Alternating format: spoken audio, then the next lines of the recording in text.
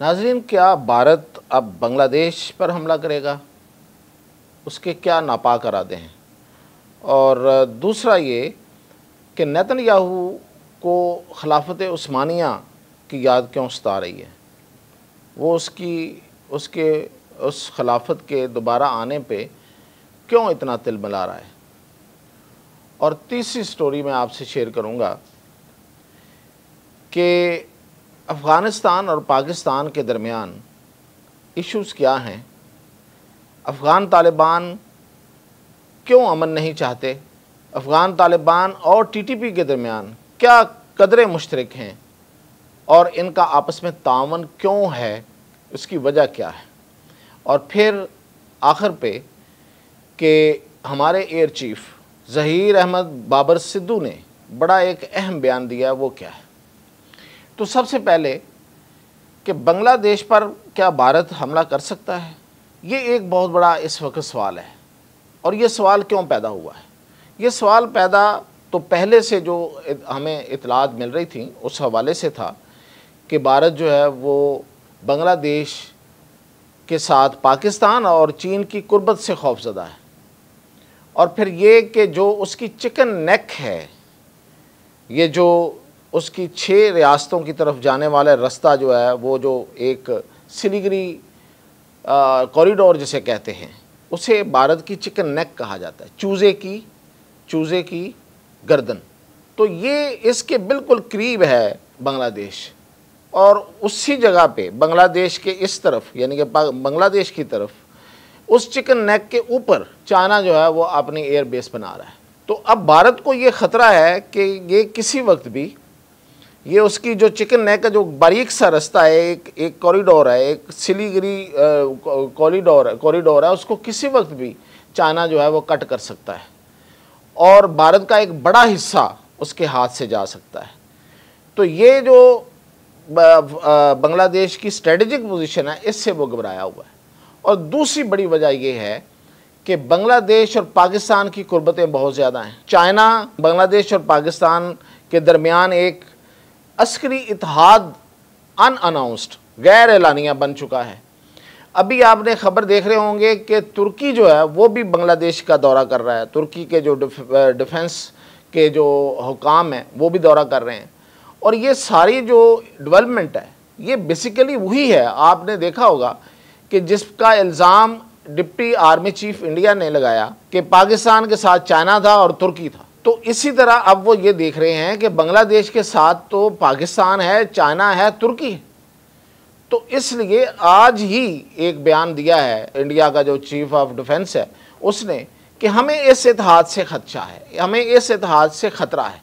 तो अब इंडिया अगला पंगा ये ले सकता है, क्योंकि पाकिस्तान के साथ तो उसका ऑपरेशन सिंदूर नाकाम हो गया, वो तो फेल हो गया और उसकी गवाहियाँ उनके अंदर से आईं। और अब तो वहाँ पे इस वक्त जो सबसे बड़ा इशू ये चल रहा है कि भाई ये जो लोग बार बार हमारे लोग, यानी इससे पहले एक कैप्टन ने इंडोनेशिया में एक सेमिनार में इस चीज़ का इंकशाफ किया कि हमारा ऑपरेशन सिंदूर नाकाम हुआ, उसने जो मुद्दा है वो उसका मलबा जो है वो पॉलिटिकल क़यादत पे डाला और वो सही डाला। अब जो डिप्टी आर्मी चीफ है उसने भी तकरीबन पॉलिटिकल अपनी क़यादत पे सारा मुद्दा और मलबा डाल दिया है। और उसकी वजह यह है कि उसने ये कहा है कि सफारती सतह पे भारत जो था वो अकेला था बकौल उनके, हालांकि वो अकेला नहीं था। तुर्की और चाइना का जो रोना रोया गया वो इसी वजह से रोया गया है। तो अब अंदर एक बहुत बड़ा मसला बना हुआ है और वो ये कह रहे हैं कि ये जो चल रहा है, ये जो दो इतराफात चल रहे हैं, ये एक मोराल डाउन कर देंगे और इससे हमारे अंदर एक बहुत बड़ा मसला बन जाएगा। बेसिकली तो ये मोदी के लिए ख़तरा है, हालांकि ये ख़तरा नहीं होना चाहिए, क्योंकि इससे आप एक नई सोच की तरफ जाते हैं, अपनी कमियों, खामियों, कोताहियों पर काबू डालते हैं। लेकिन वो इस तरह से तो शायद कुछ अदारे सोच रहे होंगे, मोदी इस तरह नहीं सोच रहा। तो ये है कि इस वक्त वो ये जो ऑपरेशन सिंदूर है उसकी नाकामी, उसकी जो खिफत उठानी पड़ी है उसको, जो उसकी जो पूरी दुनिया में उसकी दुर्गत हुई है और अंदर जो बन रही है, उसके बदला उतारने के लिए वो इस वक्त बांग्लादेश पे हमला करने का सोच सकता है। और ये इतलात आ रही हैं कि उसकी प्लानिंग है और ये उसकी प्लानिंग जो है वो नेतन्याहू से भी थोड़ी मुश्तरक है कि अगर वो दोबारा से नेतन्याहू जो है कोई हमला करता है किसी भी मुल्क पे, बड़ा हमला यानी कि ईरान पे या लेबनान पे या इवन गज़ा पे बड़ा हमला कर देता है, तो शायद उसको उसी टाइमिंग में ये कोशिश करेगा भारत भी कि वो बांग्लादेश पे हमला करे। लेकिन इसमें एक चीज़ जो है वो भारत को शायद इससे रोक दे कि वो ये है कि पाकिस्तान, तुर्की और चीन जो हैं वो हैंड एंड ग्लव हैं बांग्लादेश के साथ, वो बिल्कुल एक भाईचारे का माहौल है, तो इस वजह से शायद वो रुका रहे, लेकिन उसके इरादे हैं। और दूसरी खबर जो मैं आपसे डिस्कस कर रहा था नेतन्याहू की, नेतन्याहू ने एक इंटरव्यू में कहा है कि खिलाफत उस्मानिया है वो उसका दोबारा आना जो है वो नामुमकिन है, वो नहीं हो सकता। अब ये उसके जहन में ये ख्याल क्यों आया? असल में नेतन्याहू के जो इरादे हैं, जो असल सिहूनियत है, जो असल यहूदियत है, जो उनके डिज़ाइंस हैं, वो फैलाव के हैं, वो आगे से आगे जाने के हैं। और जिस तरह से वो जो ग्रेटर इसराइल का जो फार्मूला बताया जाता है उसको भी अगर देखा जाए तो वो अपने आप को फैलाना चाहता है। तो जाहिर है कि उसके मुकाबले में जो माजी का मॉडल है वो तो खिलाफत उस्मानिया का है कि वो इतनी बड़ी 300 साल तक कायम रहने वाली खिलाफत, जिसने यूरोप के बहुत बड़े हिस्से और इस पूरे इलाके मिडल ईस्ट पे उसने हुक्मरानी की। और खिलाफत उस्मानिया जो है वो अपने दौर की एक बहुत बड़ी हुक्मरानी थी और लोगों में इंसाफ और खुशहाली का जो था वो एक इस्तारा और अलामत रही है। तो अब चूंकि वो साइप्रस की तरफ भी जा रहा है, मैं पहले भी ये स्टोरी बता चुका हूँ आपको कि साथ ही जो समुंदर पार करके थोड़े से फासले पे यूनान का हिस्सा और यूनान और तुर्की का एक मुतनाज़ हिस्सा साइप्रस है, जिसे कब्रस कहा जाता है, वो उसकी तरफ भी जा रहा है। तो उस पर तो पहले खिलाफत उस्मानिया में तुर्की यानी कि खिलाफत उस्मानिया का वो हिस्सा हुआ करता था, तो आज भी उसके एक हिस्से का दावेदार जो है, बल्कि उसका कंट्रोल जो है वो तुर्की के पास है। पूरे हिस्से का दावेदार है वैसे थे, लेकिन एक हिस्से का कंट्रोल उसके पास है। तो वो जो एक हिस्सा यूनान के पास है उस पर अब ये नज़रें गाड़े हुआ है और उस वहाँ पे जाके ये बड़ी तेज़ी से अपने पाँव फैला रहा है और वहाँ पे ज़मीनें ख़रीद रहे हैं और वहाँ पे अपने इस्टेब्लिशमेंट बना रहे हैं। तो अब चूंकि वो फैलना चाहता है तो इसलिए वो इस तरह के उसके अंदर जो एक खौफ आ रहा है कि शायद कभी तुर्की, पाकिस्तान और कुछ और इस्लामी मुल्क जो हैं वो मिलके कोई एक बड़ा इत्तेहाद ना बन जाए। और ये इत्तेहाद तो बनने जा रहा है। मैंने आपको कल भी खबर दी थी कि ये इत्तेहाद जो है वो नेटो की तर्ज का एक इत्तेहाद जो है, वो इस्लामी इत्तेहाद जो है, जो इस्लामी मिलिट्री इत्तेहाद है, वो बनने जा रहा है और उसमें चीन बहरहाल होगा। और ये जो इत्तेहाद है ये पूरी दुनिया के लिए एक बहुत बड़ा चैलेंज बनेगा।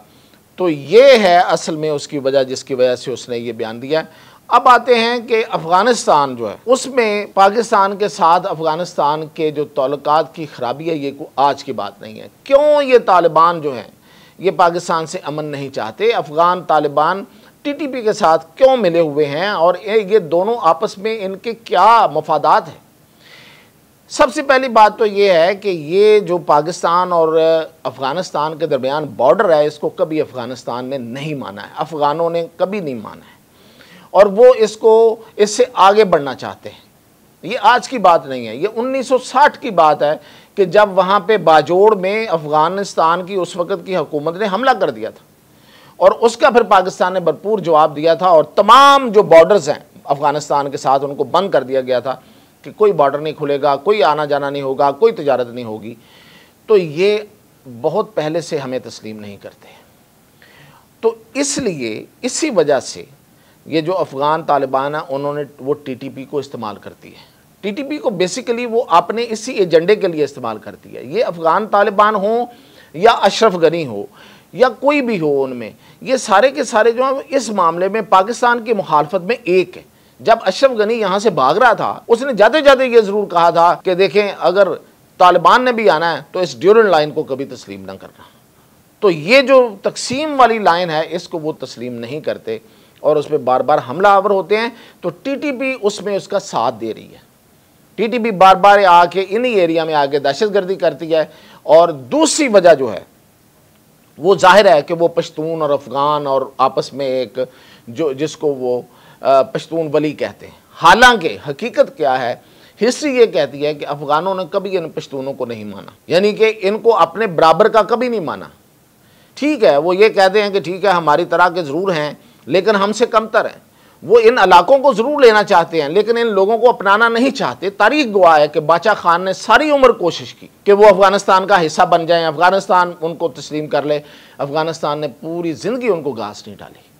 और आज हारून बलोर का जो मुस्लिम लीग नून में आना, और उससे पहले जाहिद साहब जो हैं वो मुस्लिम लीग नून में आ चुके हैं ANP के, तो ये इस चीज़ की अलामत है कि ANP जो पश्तूनों की सियासत करती थी अब उनको भी नज़र आ रहा है कि ये सियासत अब पाकिस्तान के अंदर नहीं होगी। अब मैं उसकी तरफ भी आता हूँ कि ये जो सियासत है ये क्यों नहीं होगी और क्या होने जा रहा है। दूसरी बड़ी वजह जो है वो अफ़गान तालिबान और जो TTP है इनके दरमियान वो ये है कि ये जो TTP वाले हैं ये अफ़गान तालिबान को पैसे बना के देते हैं मनशियात से। पैसे कहाँ से बनाते हैं? मनशियात से।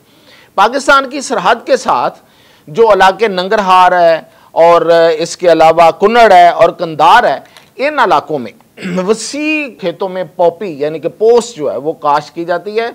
और ये TTP वाले जो हैं ये अफ़गान तालिबान के लिए ये काम करते हैं। अफ़गान तालिबान ख़ुद इसमें अपेरेंटली नहीं आना चाहते ताकि कोई और उस पर कोई कदगन ना लग जाए, कोई सेंक्शन ना लग जाए, कोई पाबंदी ना लग जाए, तो इनके ज़रिए ये करवाते हैं और फिर इसको बेचते हैं बैरून मुल्क। ये जो मनशियात में इस्तेमाल होने वाली ये पोस्ट है इसको बेचते हैं और उससे फिर पैसा बनाते हैं। ये ड्रग मनी है।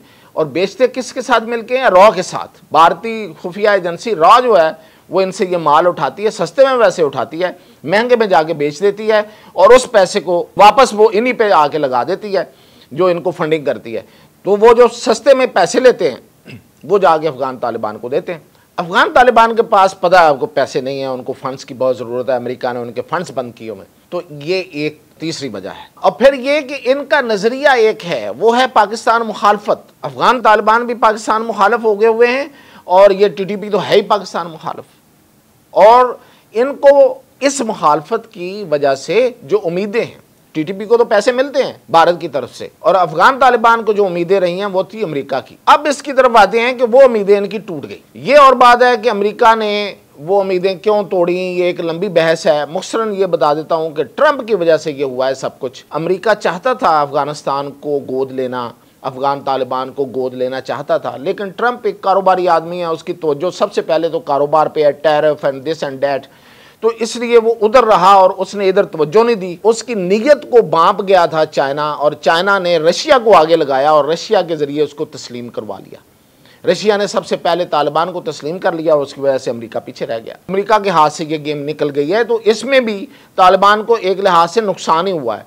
और जो अभी उसने कल बयान दिया है बागराम एयर बेस का ट्रंप ने कि वो जी चाइना चला रहा है, तो ये यही वजह है कि अब उसके हाथ से गेम निकल गई है। और फिर ये जो ICC ने इंटरनेशनल क्रिमिनल कोर्ट जो है उसने जो वारंट जारी किए हैं मुल्ला हैबतुल्ला और वहाँ के चीफ जस्टिस के, तो वो ये भी अमेरिकी उस जो एक फ्रस्ट्रेशन है इस मामले में कि हो हम पीछे रह गए, उसकी अलामत है। तो यहाँ पे एक टकराव तो है इंटरनेशनल फोर्सेस का, इंटरनेशनल ताकतों का, सबका, लेकिन इसमें पाकिस्तान जो है वो अफ़गानिस्तान को तस्लीम करने में अभी राज़ी नहीं है। और उसने चाइना को भी ये बताया है कि देखें चाइना ने हमारी मुलाकात करवाई थी सागरार की और मुल्ला मुत्तकी की वहाँ पे, और उसके बाद ये तय हुआ था कि अफ़गान तालिबान इस दहशतगर्दी को कंट्रोल करेंगे और फिर पाकिस्तान उसको तस्लीम करेगा। पाकिस्तान ने पहला स्टेप ले लिया, उसको सफ़ीर का दर्जा दे दिया, सफ़ीर वहाँ उनका आ गया, पाकिस्तान का सफ़ीर भी उधर चला गया। लेकिन अफ़गान तालिबान अपना वादा पूरी तरह से पूरा नहीं कर रहे, इस वजह से पाकिस्तान अभी तक जो है वो पीछे है इस मामले में, और चाइना को भी उसने बताया है। तो ये सूरत हाल इस वक्त तक जो है वो अफ़गानिस्तान के साथ है, और वो वहाँ से उनके लोग आते हैं और उस पर फिर पाकिस्तान को यहाँ से एक दहशतगर्दों के ऊपर फायरिंग और वो भी करनी पड़ती है। और दूसरी बात मैं आपको बता रहा था कि ये जो पश्तूनों वाला मामला है, इसमें जो कबाइल हैं जो वज़ीरिस्तान के, उन्होंने जो एक नया ड्रामा शुरू किया है वो बेसिकली तो एक PTM की एक ऑफशूट है, PTM ही है जो शक्ल बदल के आई है। और उन्होंने कहा है कि हम यहाँ पे ऑपरेशन नहीं होने देंगे। भाई ऑपरेशन किसके खिलाफ हो रहा है? दहशतगर्दों के खिलाफ हो रहा है, तो आप ऑपरेशन क्यों नहीं होने देंगे? उसकी वजह ये है कि ये उन्हीं दहशतगर्दों को पनाह देते हैं, उनको सहूलतकारी उनकी करते हैं और पैसे फिर लेते हैं उसके बदले में। तो इसलिए पाकिस्तान ने कह दिया है कि या उधर हों या इधर हों, हम तो ये ऑपरेशन करके रहेंगे। तो यही वजह है कि ANP जो है उसको समझ आ गई है, उसके जो असल लीडरशिप है तो वो अब डेल्यूट हो रही है। पीटीएम ने भी अपना नाम शाम बदल लिया हुआ है, वो अब इन कबाइल की सर पे, इनके कंधे पे खेल रही है। तो ये अब टंटना जो है ये ख़त्म होने को है। अब आते हैं इस तरफ के एयर चीफ का एक बहुत बड़ा बयान आया है ये हमारे पाकिस्तान फ़ज़ाइया के सरबराह ज़हीर अहमद बाबर सिद्धू का, और उन्होंने एक बहुत बड़े फ्रीलांसर सहाफ़ी हैं, एक एडिटर है जो एयर फोर्सेस पे जिसका बड़ा काम है और पूरी दुनिया में उसकी एक साख है, वो पाकिस्तान में आया और उन्होंने आके यहाँ पे इंटरव्यूज़ किए। तो उस पर जो गुफ्तगू किया है एयर चीफ ने, उसमें एक बहुत बड़ा इंकशाफ ये किया है कि इंडिया के 5 और 10 मई के दरमियान इंडिया के 6 नहीं 7 जहाज़ गिराए हैं। अभी तो इंडिया कहता है ना कि हमारा राफेल नहीं गिरा और ये नहीं हुआ वो नहीं हुआ, उन्होंने कहा है 3 नहीं 4 राफेल गिराए हैं, और 4 राफेल मिला के टोटल 7 जहाज़ हमने गिराए थे। और उस वक़्त उन्होंने एक ये भी कहा है कि हमने इनका तमाम सैटेलाइट डाटा लिंक कट कर दिया था, इनका जीपीएस जैम कर दिया था, इनके राडार्स तबाह थे। तो आप ये समझें कि इंडिया की एयरफोर्स है वो ज़मीन बोझ थी, उठने के काबिल नहीं थी उस दौरान, और इसका एतराफ़ तो इंडिया भी कर चुका है। तो ये सबसे बड़ा इस वक्त जो ऑफिशली जो सबसे पहले सबसे अहम बात यह है कि अभी तक जो ऑफिशियली बयान आया वो एयर चीफ का, उसमें उन्होंने 7 जहाज़ों का कहा है। तो ये थी अब तक की अपडेट। मज़ीद अपडेट के साथ हाज़िर।